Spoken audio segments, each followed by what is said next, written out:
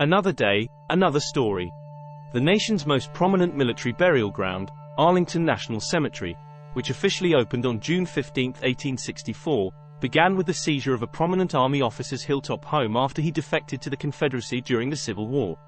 General Robert E. Lee, a native Virginian who reportedly spent the night nervously pacing upstairs in his home, Arlington estate, as he deliberated whether to lead the Union Army or fight for his home state's Confederacy, resigned from the U.S. Army on April 20, 1861. Welcome to Tabo Eminent Channel. He left for Richmond, Virginia, the next day, and told his wife, Mary Anna Custis Lee, the great-granddaughter of original First Lady Martha Washington, to vacate their house. With the high hilltop position overlooking Washington, D.C., Lee knew the Union forces were likely to seize the property, which was in a mostly rural area at the time. It wasn't uncommon for Army headquarters to be placed in residences, says George W. Dodge, author of the Arlington National Cemetery book in Arcadia Publishing's Images of America series. The Arlington House was high ground. If Confederates got it, they could bombard Washington, D.C. Arlington National Cemetery, located in Arlington, Virginia, just across the Potomac River from Washington, D.C., has a rich history that dates back to the American Civil War. The cemetery's origins are connected to the estate of Robert E. Lee, the renowned Confederate general. Before the Civil War, Robert E. Lee and his wife, Mary Anna Custis Lee, resided at Arlington House, a mansion on a prominent hill overlooking the nation's capital. However, as tensions escalated between the North and the South, Lee found himself faced with a difficult decision. Despite his reservations about secession and war, Lee chose to resign from the U.S. Army and join the Confederate forces. As the Civil War unfolded, Union forces occupied Arlington House and its surrounding grounds. The property became a strategic location for the Union Army, offering a commanding view of Washington, D.C. to ensure that the Lees could not return. The U.S. government seized the estate. As a result, the land was used for various purposes, including as a camp and headquarters for Union troops. In 1864, with casualties mounting on both sides, the need for burial space for Union soldiers became critical. Quartermaster General Montgomery C. Meigs, who had a personal grudge against Lee due to his decision to join the Confederacy, recommended using a portion of the Arlington estate as a military cemetery. On June 15, 1864, the first military burial took place at what would become Arlington National Cemetery when Private William Chrisman was interred there. The cemetery's establishment served multiple purposes. It provided a final resting place for Union soldiers, and the location was intended to ensure that the Lees could never reclaim their property. Meigs' decision to establish a military cemetery on Lee's former estate was, in part, a personal and symbolic gesture.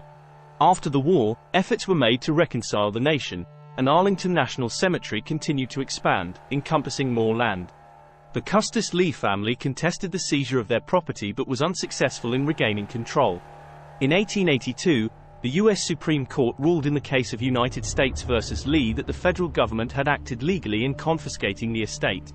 Arlington National Cemetery has since become a hallowed ground, serving as the final resting place for military personnel, including veterans from various conflicts, high-ranking officials, and notable figures in American history. The cemetery stands as a solemn tribute to those who have served and sacrificed for their country. The story of Arlington National Cemetery extends beyond its establishment and the use of Robert E. Lee's former estate for military burials. Over the years, the cemetery has evolved into a national symbol of honor, sacrifice, and remembrance. In the aftermath of the Civil War, efforts were made to properly memorialize the fallen soldiers interred at Arlington.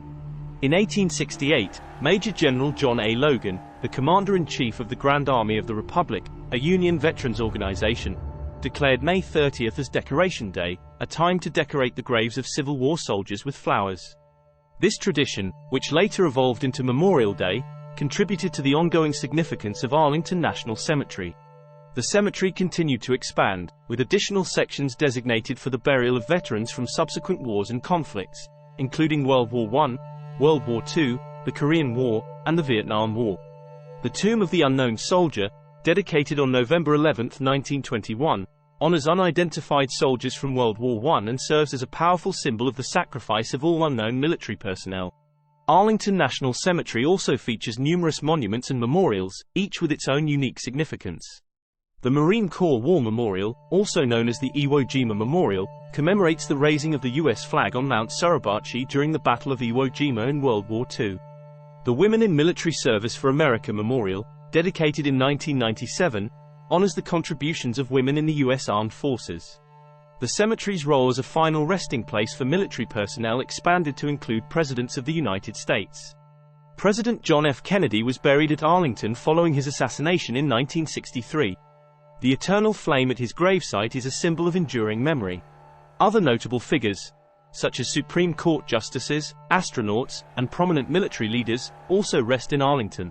Arlington National Cemetery has been the site of state funerals, including those of President William Howard Taft, General John J. Pershing, and Senator Robert F. Kennedy. The changing of the guard ceremony at the Tomb of the Unknown Soldier, conducted by the U.S. Army 3rd Infantry Regiment, the Old Guard, is a solemn and iconic ritual that draws visitors from around the world. In summary, Arlington National Cemetery is not only a burial ground but a living memorial that tells the story of American military history. Its origins on the estate of Robert E. Lee give it a unique historical context, and its continued role as a place of honor and remembrance reflects the nation's commitment to honoring those who have served and sacrificed for the United States. Union troops move into the Arlington estate. Although she resisted for a few weeks, Anna Custis Lee accepted what seemed the inevitable Union takeover of the Greek Revival home she had inherited from her father and fled to a nearby family house. She left the 1,100-acre property and its many heirlooms in the care of an enslaved woman named Selina Gray. Then, on May 24, Union troops moved into Arlington and occupied the Grand House. The Lees would never return to live at Arlington Estate, which was completed in 1818. But federal troops, under orders from Georgia-born Brigadier General Montgomery Meigs, made the property difficult to return to by burying the bodies of Union soldiers near the house. A furious Meigs, who detested Lee once his former friend turned on the United States for the Confederacy, said he was grimly satisfied, as the tombstones started to fill the hill surrounding the house. Meigs went a step further to plant a painful reminder to the Lees, if they ever returned to Arlington, about the carnage the Civil War caused. After the war, an estimated 2,111 unknown bodies were exhumed from battlefields and reburied in a mass grave deliberately placed in Mrs. Lee's rose garden. This tomb of the Civil War unknowns, dedicated in September 1866, was intended to further mark the Lee property with the grim reality of war, Dodge says. I think a fair inference from the action he took was that he wanted to make the property uninhabitable in case of the remote chance the southern states successfully seceded, says Dodge, an Arlington, Virginia-based lawyer who does estate work. The inference was to punish Lee. Expansion and notable features. Over the years, Arlington National Cemetery has expanded to encompass more than 600 acres. It now holds the remains of over 400,000 individuals. The cemetery is divided into various sections, including those dedicated to specific conflicts and wars. Notable sections include the Civil War Unknowns Monument, the Spanish-American War section, and the Chaplains Hill, honoring military chaplains. The Pentagon Group Burial Marker, dedicated in 2002, memorializes those killed in the Pentagon during the September 11, 2001 terrorist attacks. The Kennedy Gravesites. The Kennedy family has a significant presence at Arlington. In addition to President John F. Kennedy, his wife Jacqueline Kennedy Onassis and two of their children, Patrick Bouvier Kennedy and an unnamed stillborn daughter, are also buried there.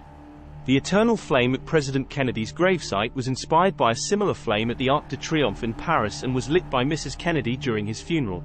Challenges and controversies. In the late 20th century, Arlington faced challenges related to space constraints. The cemetery was rapidly running out of burial space, prompting considerations for expansion and more restrictive eligibility criteria. The eligibility criteria for burial at Arlington have evolved over time. Initially, it was reserved for military personnel and their families, but it has been expanded to include certain government officials, astronauts, and others based on their contributions to the nation. Arlington as a symbol of national unity. The cemetery serves as a place where individuals from all walks of life, regardless of rank, race, or background, are laid to rest side by side. This aspect contributes to Arlington's role as a symbol of national unity and equality. The cemetery hosts ceremonies and events to commemorate Memorial Day, Veterans Day, and other occasions, drawing people from across the nation to pay their respects. Ceremonies and traditions. Arlington National Cemetery is home to several solemn and traditional ceremonies. Apart from the changing of the guard at the Tomb of the Unknown Soldier, there are wreath-laying ceremonies, military flyovers, and parades on special occasions.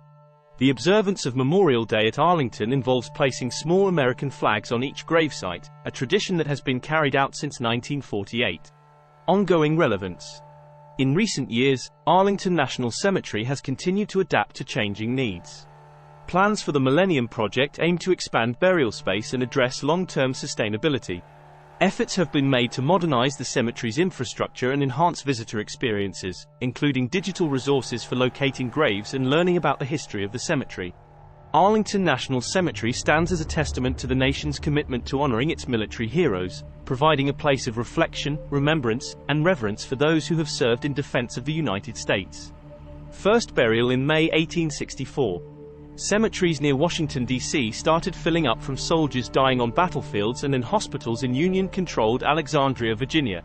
So Meigs seized the opportunity to turn the Lee property into much-needed cemetery space to accommodate the mounting casualties. The first body to be buried was William Henry Chrisman on May 13, 1864. The native of Lehigh County, Pennsylvania, died of measles and had only served in the Army about 60 days. About a month later, on June 15, Secretary of War Edwin Stanton ordered that the new cemetery become Arlington National Cemetery, which at the time was about 200 acres. Within a year, more than 5,000 soldiers, mainly privates, were buried there. Today, the cemetery is 639 acres, where about 400,000 veterans and their eligible dependents are interred.